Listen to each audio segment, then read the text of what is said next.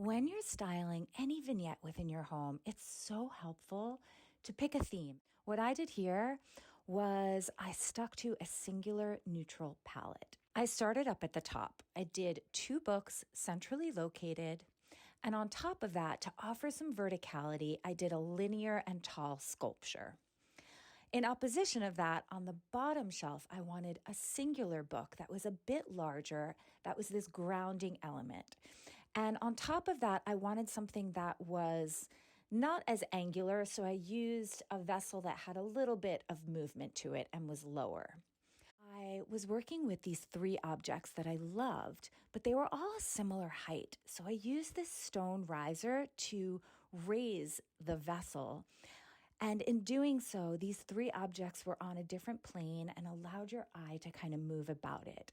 Styling in threes is kind of the golden rule of design, but you do want to make sure that you're working with different heights. Here, I'm using this Peruvian bowl that has a time-worn patina to it, but I paired it with these newer, shinier brass candlesticks that offer a little bit of verticality and a little contrast. I will say that the most important thing when styling anything is to make sure that you're using objects that trigger some sort of memory and feel really intimate and personal to you to tell your story.